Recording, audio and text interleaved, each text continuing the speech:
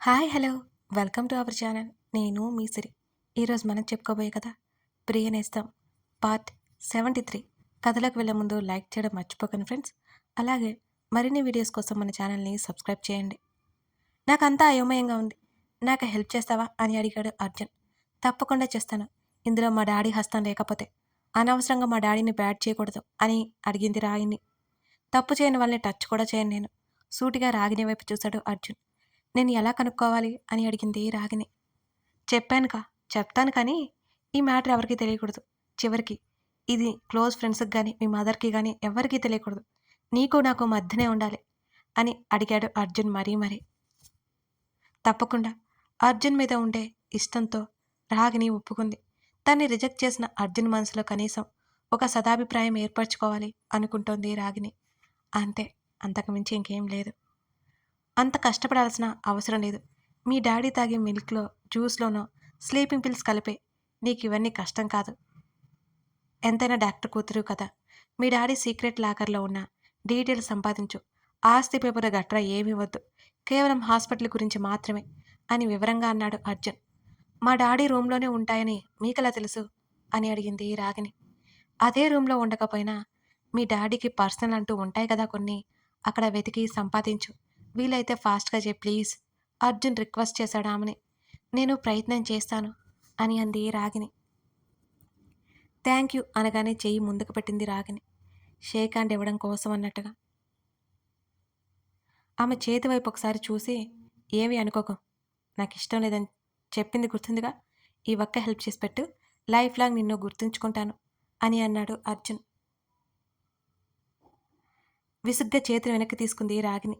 అలాగే సార్ అని బ్యాగ్ తీసుకుని అక్కడి నుంచి వడివడిగా వెళ్ళిపోయిందామె. రాగిని ప్రవర్తనకి నవ్వుకుని ఇంటి బాట పట్టాడు అర్జున్. సీతమ్మ వాళ్ళింట్లోనే ఉంది అక్షర. అక్షర కూడా ఓ అనాథ. ఆమెను కూడా తీసుకొచ్చి పడేశారు. ఎందుకో ఏంటో అక్షరకు కూడా తెలీదు. అదే విషయం ఆమె అర్జున్కి వివరంగా చెప్పింది. కంగారు పడొద్దని ప్రస్తుతం సీతమ్మ వారింట్లోనే ఉంచాడు అర్జున్. పరశురాంకి నరకం చూపించారు పోలీసులు. తట్టుకోలేక అసలు విషయం చెప్పేశాడు పరశురాం.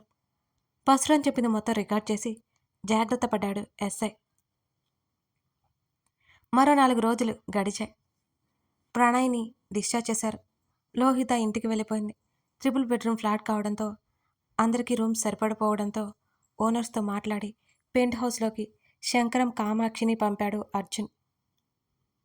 చిన్నప్పటి నుంచి తను వసుంధర కృష్ణమూర్తి తప్ప అర్జున్కి ఎవరూ లేరు. ఇప్పుడు తన ఇల్లు పట్టనంత మంది ఉండడంతో అతనికి చాలా సంతోషంగా ఉంది. ఉదయం నుంచి చూస్తున్నాడు అర్జున్. ప్రణయ్ గదిలోకి, కిచెన్లోకి, అటు తన గదిలోకి ప్రవర్తిక తిరుగుతూనే ఉంది. హాల్లో ఎవరూ లేరని గమనించిన తర్వాత ప్రవర్తిక దగ్గరికి వెళ్ళి ఆమెని అమాంతం చేతుల్లోకి తీసుకున్నాడు అర్జున్. ఏం చేస్తున్నారు? అందరూ ఉన్నారని ఇక్కడే అని అరిచింది ప్రవర్తిక. ఏం మాట్లాడకుండా గదిలోకి తీసుకువచ్చి బెడ్ మీద దింపాడు అర్జున్. డోర్ వేసి చేతులు కట్టుకుని ఆమె వైపు సీరియస్గా చూశాడు అతను. ఎందుకలా చూస్తున్నారు అని అయోమయంగా అడిగింది. వాల్ క్లాక్ వైపు చూపించి సైగ చేశాడు. అప్పటికి మధ్యాహ్నం 1 అవుతుంది టైం. మర్చిపోయాను, బిక్కమొహం వేసుకుంది. సారీ అండి, గుర్తులేదు అసలు. ఇప్పుడే గుర్తు తెచ్చుకుంటాను అని బెడ్ దిగడానికి కాలు కిందకు వేసింది. ఆమె 2 పాదాలు పట్టుకుని బెడ్ మీదకు వేసి, ముందు లేడి పిల్లల గెంతకు, ఆ టైంకి భోజనం చేయి, అర్థమైందా? సీరియస్గా చూశాడు అర్జున్ ఆమె వంక. అలాగే అన్నట్టు తల ఊపింది. బుద్ధిగా ఇక్కడే కూర్చో, భోజనం తెస్తాను అని అర్జున్ అనగానే, పర్లేదు నేను వస్తాను అని బెడ్ దిగపోయి అర్జున్ చూసిన చూపుకి ఆమె అక్కడే ఆగిపోయి దెబ్బకి కాళ్ళు పైకి పెట్టుకుంది ప్రవర్తిక. కాసేపటి తర్వాత అర్జున్ భోజనం ప్లేట్తో అక్కడికి వచ్చాడు. ఇంత తెచ్చారేంటి? కళ్ళు తేలేసింది. ఆంటీ ఇచ్చారు అన్నాడు. అమ్మకేం పర్లేదు, ఇంత తింటే ఉండడానికే పోడానికా అని మనసులో అనుకుని అర్జున్ ప్లేట్స్ పట్టుకోగానే ఆమె చేతిలో ఉన్న ప్లేట్ పక్కన పెట్టేసి ఆ అంటూ నోరు తెరిచింది ప్రవర్తిక. ఆమె పెడుతూ ఉన్నాడు. ఏం మాట్లాడకుండా అర్జున్, ఈ మధ్య మీరు నా మీద కోప్పడుతున్నారు. ప్రవర్తిక అర్జున్ని చూస్తే కంప్లైంట్గా చెప్పింది. అతను కలిసిన కనుబొమ్మలు, అతని షార్ప్గా ఉన్న ముక్కు మార్చి మార్చి చూస్తోంది ప్రవర్తిక. వెంటనే ఆమె వైపు చూశాడు అర్జున్. నోట్లో ఉన్నది తినేసి, మీరు ఎలా చూసినా ఇదే నిజం అని అంది ఆమె. మాట్లాడకుండా తిను అన్నాడు. అతను ఆమెకి పూర్తిగా తినిపించేశాడు. ఆ తర్వాత అర్జున్ ఫోన్ చూస్తూ తింటుంటే అతని చేతిలో ఉన్న ఫోన్ లాక్కుంది ప్రవర్తిక. తల ఎత్తి ఆమె వైపు చూశాడు అర్జున్. తినేటప్పుడు ఫోన్ ఎందుకు? నేనున్నానుగా అని అంది ప్రవర్తిక. భోజనం చేసేసి బెడ్ దిగి గదిలో నుంచి బయటకొచ్చావనుకో అయిపోతాం. పనులు చేయడానికి, చూసుకోవడానికి చాలామందే ఉన్నారు. నువ్వు చేయనక్కర్లేదు. అర్జున్ సీరియస్‌గా వార్నింగ్ ఇచ్చాడు ఆమెకి. బుద్ధిగా తలూపింది. గుడ్ గర్ల్ అంటే ఆమె బుగ్గ మీద, ఆ తర్వాత ఆమె చిట్టి చిట్టి పెదవుల మీద ఇంకో ముద్దిచ్చి ప్లేట్స్ తీసుకుని అతను వెళ్ళిపోయాడు అర్జున్ అక్కడి నుంచి. వెనుక నుండి అర్జున్‌కి ముడకలు విరిచి ప్రవర్తిక నవ్వుకుంది అతని పనులకి. మరో నెల రోజులు గడిచాయి. కొంచెం కొంచెం నడవగలుగుతున్నాడు ప్రణయ్. ప్రవర్తికకి రెండో నెల నుండి మూడో నెల పడింది. ఒకరోజు అర్జున్ వర్క్‌లో ఉన్నాడు. వసుంధరతో వీడియో కాల్ మాట్లాడుతోంది ప్రవర్తిక. నువ్వైనా రావచ్చు కదా తల్లి అని వసుంధర అడుగుతోంది. వెళ్దామంటున్నారు పిన్ని ఆయన. సిస్టమ్ టేబుల్ ముందు కూర్చున్న అర్జున్‌ని చూస్తోంది. ఒకసారి అర్జున్‌కి ఫోన్ ఇవ్వు అని కోపంగా అంది వసుంధర. ఏవండి పిన్ని ఫోన్ అంటూ అర్జున్ వైపు స్క్రీన్ చూపించింది. వెనక్కి తల తిప్పి హాయ్ అత్త అని అర్జున్ మాట్లాడుతుంటే అతనికి ఇబ్బందిగా ఉంటుందేమోనని లేచి వెళ్ళి అతనికి ఫోన్ ఇచ్చింది ప్రవర్తిక. అతని పక్కనే నిలబడింది ఆమె. అర్జున్ నువ్వు ఢిల్లీకి వస్తావా రావట్లేదా అని సీరియస్గా అడిగింది వసుంధర. వస్తావత్తా అని నవ్వుతూ అన్నాడు అర్జున్. ఇప్పటికే వస్తావని చెప్పి దాదాపు 6 నెలలైంది అర్జున్. కానీ నువ్వు రాలేదు. నువ్వు రాలేకపోయావు అనుకో. ప్రవర్తికనైనా పంపించు. ఈసారి పంపించకపోతే ఒప్పుకోను. ఖచ్చితంగా తనైనా పంపించు. నాకు చూడాలనిపిస్తుంది. నేనే వచ్చాననుకుంటే మీ మావయ్య ఎక్కడ రానిస్తారు నన్ను? నా ఆరోగ్యం అది ఇది అని మాట్లాడతారు. ఇక్కడే ఆపేస్తున్నారు అని చిరుకోపంగా అడుగుతుంటే ప్రవర్తిక వైపు చూశాడు అర్జున్. మూతి ముడిచి కనుబొమ్మలు ముడివేసి అతని వంక చూసింది ప్రవర్తిక. మేమిద్దరం ఒకేసారి వస్తాం అత్తా. మళ్ళీ ఫోన్ వైపు తల తిప్పాడు. అదే ఎప్పుడు అర్జున్? నిన్ను చూడకుండా ఇన్ని రోజులు మేము లేం అసలు అని వసుంధర పట్టుబట్టింది. సరే అత్త, విషయం ఏంటో సాయంత్రం చెప్తాను అని అర్జున్ అన్నాడు. వస్తాను అని చెప్పాలి అని హెచ్చరించి కాల్ కట్ చేసింది. మీరేంటి నా వైపు అలా చూస్తున్నారు? అర్జున్ అనుమానంగా చూస్తుంది. ఆమె చేతులు పట్టుకుని బెడ్ మీద కూర్చోబెట్టాడు అర్జున్. ఆమె ముందు కింద కూర్చున్నాడు అతను. ఏం చేస్తున్నారు? కిందెందుకు కూర్చున్నారు? ఆమె లేవబోతుంటే లేవనివ్వలేదు అర్జున్. ఆమె 2 చేతులు పట్టుకుని అతను ముద్దాడాడు. అతని ఆలోచనలేంటో అంచనా వేయడానికి ప్రయత్నం చేస్తూ అతన్నే చూస్తుంది అనుమానంగా. తలెత్తి ప్రవర్తిక వైపు చూస్తూ వెళ్తావా అని అడిగాడు అర్జున్. అడ్డంగా తలూపింది ప్రవర్తిక వెళ్ళను అన్నట్టుగా. నాకు తెలుసు మీరు ఇలాగే చేస్తారని అని తన చేతులు పట్టుకున్న అతని చేతులను విడిపించుకుంటుంటే అతను ఆమెని వదలలేదు. నువ్వక్కడ సేఫ్ అనిపిస్తోంది అని అర్జున్ అన్నాడు. ఏం మాట్లాడుతున్నారు మీరు? నేను వెళ్ళనని చెప్తున్నాను కదా అని అప్పుడే కళ్ళ వెంట నీళ్లు పెట్టేసుకుంది ఆమె.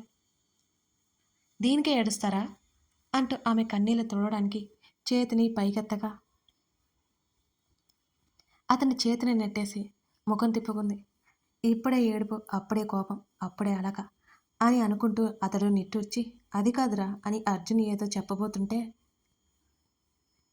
నాకేం చెప్పొద్దు, నేనేం వినను, నేనెలా అక్కడ ఉండగలను మీరు లేకుండా? కావాలంటే మీరు కూడా రండి, అప్పుడు ఎక్కడికైనా ఎంత దూరమైనా నేను వస్తాను అని ఏడుపు మొహంతో అతని వైపు చూసింది ఆమె. ఏడవకుండా మాట్లాడలేవా అని అతను అడుగుతుంటే ఇప్పుడు ఏడవద్దు అది ఇది అంటున్నారు తప్ప పంపించను అని అనట్లేదే అని మళ్ళీ ఏడుస్తోంది. దిక్కు తోచిన స్థితిలో బిక్కమొహం వేసుకొని ఆమె వైపే చూస్తున్నాడు అర్జున్. నేను వస్తాను, కాకపోతే కొంచెం టైం పడుతుంది. ప్రణయ్ ఇంకా సెట్ కాలేదు కదా, నీ బాబు ఇంకా పోలేదు, నీ ఫ్యామిలీ అంతా ఇక్కడే ఉన్నారు కదా, అందరినీ వదిలేసి ఎలా రాగలను చెప్పు అని ఆమె చేతివేళ్ళని అతని చేతివేళ్లతో బంధించి ఆమె వైపు చూశాడు అతను. అతను చెప్పేది నిజమే అయినా కానీ వెళ్ళడానికి ఆమె ఒప్పుకోలేకపోతుంది అతన్ని వదిలి. అతను చెప్పేదాని ప్రకారం ఎన్ని రోజులు పడుతుందో ఇక్కడ. మీరిక్కడే ఉండండి అని ప్రవర్తిక అనగానే వెళ్ళడానికి ఒప్పుకుంటుందేమో అనుకున్నాడు అర్జున్. అతను పట్టుబడ్డానికి కారణం అక్కడ ఆమె సేఫ్గా ఉంటుందని, ఏ టెన్షన్స్ అతనికి ఉండవని. నేను కూడా ఇక్కడే ఉంటాను అంటూ మళ్ళీ మొదలుకొచ్చిన ఆమెను చూసి నీరుగారిపోయాడు అతను. ఆమె బ్రతిమాలితే వినదని ఆమె చేతులు విడిపించుకుని పైకి లేచి, "నువ్వు వెళ్తున్నావు. అంతే" అని అర్జున్ గట్టిగా చెప్పాడు. అతని వంక ఉక్రోషంగా చూసింది ప్రవర్తిక. ఈవినింగ్ హాస్పిటల్‌కి వెళ్దాం. ఒకసారి చెకప్ చేయించుకున్న తర్వాత మెడిసిన్స్ తీసుకొని అక్కడికి వెళ్దువు అంటుంటే మాట్లాడకుండా ఆమె వెళ్ళిపోతుంటే, వెళ్ళకుండా ఆమె చేతిని గట్టిగా పట్టుకున్నాడు అర్జున్. చేతిని విడిపించుకుంటూనే అతని వైపు చూడకుండా ఆమె గింజుకుంటుంటే, మాట్లాడుతుంటే వెళ్ళిపోతావేంటి? చెప్పేది అర్థమవుతుందా? అని ఈసారి గట్టిగా అడిగాడు. బాగా అర్థమవుతోంది నాకు అని ముక్కు చీదుకుంటూ అతని చేతిని విసిరికొట్టి హాల్లోకి వెళ్ళిపోయింది ప్రవర్తిక. గాడ్ ఏడుపుతోనే చంపేలా ఉందే అనుకుని ఆమె చిన్నపిల్లల ప్రవర్తన చూసి అతను నవ్వుకున్నాడు. అంతలోనే ఆమె వెళ్ళిపోతే ఎలా ఉండాలో అతనికి అర్థం కాలేదు. కానీ ఈ సమస్యలు పరిష్కరించాలి. తను కొంచెం డేర్ చేయాలి అంటే ప్రవర్తికని సేఫ్‌గా ఢిల్లీలో ఉంచాలి. ఈ విషయం ఎవరికీ తెలియకూడదు. ప్రవర్తికతో పాటు నీలిమని కూడా పంపించాలి అనుకున్నాడు అర్జున్. అతను డిసైడ్ అయిపోయాడు. నీలిమ ఇచ్చిన జ్యూస్ గ్లాసులు పట్టుకుని ప్రణయ్ గదిలోకి వెళ్ళింది ప్రవర్తిక. దిగులుగా ఉన్న చెల్లెలి ఫేస్ చూస్తూ, "ప్రవి, ఏమైంది?" అని అడిగాడు ప్రణయ్. తన అన్నయ్యకి ఒక గ్లాస్ ఇచ్చి తను ఒక గ్లాస్ తీసుకొని మెల్లిగా జ్యూస్ తాగుతోంది ప్రవర్తిక. ఇద్దరూ చెరొక గ్లాస్ ఖాళీ చేసి పక్కన పెట్టారు. "ఇప్పుడు చెప్పరా?" చెల్లెలి చేతిని తన చేతిలోకి తీసుకుని అడిగాడు ప్రణయ్. "నన్ను ఢిల్లీ పంపిస్తారంట మీ ఫ్రెండు" అని ఉక్రోషంగా చెబుతున్న ఆమెను చూసి, "అవునా? ఎప్పుడు?" అని అడుగుతున్న ప్రణయ్‌ని కోపంగా చూస్తూ, "అన్నయ్య, నేను చెప్పేది నీకు వినిపిస్తోందా? అసలు అర్థమవుతుందా?" అని అరిచినట్టే మాట్లాడింది ప్రవర్తిక. "అర్థమైంది. ఢిల్లీకి వెళ్తున్నావు అంతే కదా? అక్కడ ఏ భయమూ ఉండదు ప్రవి. వసుంధర ఆంటీ, కృష్ణమూర్తి అంకుల్ నిన్ను బాగా చూసుకుంటారు. ఇప్పుడు నువ్వు ప్రెగ్నెంట్ కదా! వసుంధర ఆంటీ నిన్ను కాలు కూడా కింద పెట్టనివ్వకుండా చూసుకుంటుంది. నువ్వేం కంగారు పడకు. హాయిగా వెళ్ళేసిరా" అని ప్రణయ్ చెల్లికి సర్ది చెప్పాడు. "అన్నయ్య, అసలు నువ్వేం మాట్లాడుతున్నావో నీకైనా అర్థమవుతుందా? నాకు వెళ్ళడం ఇష్టం లేదంటుంటే" అని గట్టిగా చెప్పింది. "ఎందుకు ఇష్టం లేదు?" అని అడిగాడు ప్రణయ్. కాస్త అయోమయంగా. "నేను ఒక్కదాన్నే అక్కడ ఎలా ఉంటానన్నయ్య? ఆయన మాత్రం ఇక్కడే ఉంటారంట" అని అంటున్న చెల్లి మాటలకు ఆమె ఉక్రోషం వెనుక అర్థం అర్జున్ వదిలి వెళ్ళాలనే బాధ ఉందని అతను అర్థం చేసుకొని, "ఓ సరే అయితే వాడిని కూడా రమ్మని చెప్పు, సింపుల్" అని సలహా పడేశాడు ప్రణయ్. అర్జున్ చెప్పినవన్నీ ప్రణయ్‌కి వివరించింది ప్రవర్తిక. "వాడు చెప్పింది కూడా నిజమే కదా ప్రవీ. నువ్విక్కడ ఉండి ఎటునుంచి ఎటు ప్రమాదం వస్తుందా అని భయపడుతున్నాడు. మళ్ళీ నిన్ను పోగొట్టుకోవాలని వాడు అనుకోవడం లేదు" అని అర్జున్ మాటలను బట్టి అంచనా వేశాడు ప్రణయ్. "వసుంధర పిన్ని వాళ్ళు నన్ను బాగా చూసుకోరని కాదన్నయ్య. అమ్మలా చూసుకుంటుంది. అది నాకు తెలుసు. అది కాదు నా భయం. అన్నయ్య, నీకు తెలుసు కదా నా ఆరోగ్యం అంతంత మాత్రం. ఇప్పుడు నేను గర్భవతి అయ్యాను. 2 రకాల టాబ్లెట్స్ ఉపయోగిస్తున్నాను. ఇవాళ డాక్టర్ గారు ఏం చెప్పారో తెలీదు. నేను ఎప్పటికీ క్షేమంగా ఉంటానంటేనే నాకు నమ్మకం లేదు. ఆయనతోనే ఉండాలని ఉందన్నయ్య. ఇప్పటికే రక్ష దూరం అయ్యి ఎంత వేదనని అనుభవించారు. ఇప్పుడు నాకు కూడా ఏదైనా అయితే ఈసారి ఆయన తట్టుకోలేరు. నేను రిస్క్ తీసుకోలేను. నా ప్రాణాల కోసం నేను జాగ్రత్తగా ఉంటాను. డాక్టర్ చెప్పినట్టు మందులు వేసుకుంటాను. అన్నీ చేస్తాను. ఆయనతోనే ప్రతిక్షణం గడుపుతాను. ఒకవేళ దేవుడు పగబట్టి నాకేమైనా జరిగినా ఆయన చేతికి క్షేమంగా తన బిడ్డను అప్పజెప్పేస్తాను" అని ప్రణయ్ వైపు దీనంగా చూసి చెబుతుంటే, తన చెల్లి మనసులో ఉన్న భయాలు అర్థం చేసుకుని ఆ పరిస్థితులు తలుచుకోగానే ఒక్క క్షణం అతని శరీరం వణికింది ప్రణయ్‌కి. "రవి, ఏంట్రా ఆ మాటలు?" అని చెల్లిని హృదయానికి హత్తుకున్నాడు ప్రణయ్ కంగారుగా. "ఇవాళ డాక్టర్ గారు ఈ విషయం చెప్పే వరకు నాకు భయం పోదన్నయ్య. ఒకవేళ నేను కోరుకున్నట్టు జరిగితే నాకంటే అదృష్టవంతులు లేరు" అని కళ్ళు తుడుచుకుంటూ దూరం జరిగింది ప్రవర్తిక. "ప్రవి, ఇదంతా నీ భయం మాత్రమే. నీకేం కాదురా" అని ప్రణయ్ నచ్చజెప్పాడు. "ఏమో అన్నయ్య, చాలా టెన్షన్‌గా ఉంటుంది ఈ మధ్య. ఆయనతో చెప్తే కంగారు పడతారని నేనేం చెప్పలేదు ఆయనకి" అంటూ చూసింది. "ప్రవి, చెప్పకు. చెప్పాను కదా ఇదంతా భయాలు మాత్రమే అని. అసలే ఎన్నో టెన్షన్స్ మధ్యలో ఉన్నాడు వాడు" అని అన్నాడు ప్రణయ్. "అవన్నీ నా భయాలని అనిపిస్తుందన్నయ్య. కానీ ఒక్కొక్కసారి నిజమవుతాయేమో అని కూడా అనిపిస్తుంది. భయమేస్తుంది. ఏం చేయమంటావు నన్ను? వాటి గురించి వదిలేసి నా మేనకోడలి గురించి, నా బావగాడి గురించి పట్టించుకో. అప్పుడు ఎలాంటి టెన్షన్స్ ఉండవు" అని ప్రణయ్ నవ్వుతూ చెప్తుంటే, అని చిన్నగా నవ్వింది ప్రవర్తిక. "అన్నయ్య, ఢిల్లీ వెళ్ళను. ఆయనతో నువ్వు కూడా చెప్పు ప్లీజ్" తర్వాత ప్లేట్ మార్చావంటే ఒప్పుకోను. తన అన్నయ్యని బెదిరించి బయటకొచ్చేసింది ప్రవర్తిక. ప్రవర్తిక వెళ్ళి దాదాపు గంట పైనైంది. ఇంకా గదిలోకి రానేలేదు. ఈ అలకలు కనిపెట్టింది ఎవడ్రా బాబు అని నిట్టూర్చి హాల్లోకి వచ్చిన అర్జున్కి నీలిమ ఒడిలో తల పెట్టుకుని పడుకుని నాన్ స్టాప్గా మాట్లాడుతూ కనిపించింది ప్రవర్తిక. నా మీద పగబట్టేసినట్టుందని నిట్టూర్చి కామాక్షి చేత కాఫీ కలిపిప్పించుకుని గదిలోకి వెళ్ళిపోయాడు అర్జున్ అక్కడి నుంచి. కథ కొనసాగుతోంది. ఇదంటా మాది. సతి అలకలు పతి బుజ్జగింపులు మరీ లేవిక్కడ. సతి అలకలు మాత్రమే ఉన్నాయి మరి. అర్జున్ ప్రవర్తికను పంపేస్తాడా? ఆమె వెళ్లకుండా ఏదైనా చేయగలదా? తర్వాత ఎపిసోడ్లో చూద్దాం. కథ నచ్చితే లైక్ చేసి కామెంట్ చేయడం మర్చిపోకండి. అలాగే నేను ఒరిజినల్ వీడియోస్ పెడుతున్నానండి. చిన్న చిన్నవి షార్ట్ వీడియోస్ పెడుతున్నాను. అవి ఒకసారి మీరు చూడండి. మీకు సరదాగా అనిపిస్తాయి. ఆ వీడియోస్ నచ్చితే ఒక చిన్న కామెంట్ చేయండి మర్చిపోకండి ఫ్రెండ్స్. Thank you.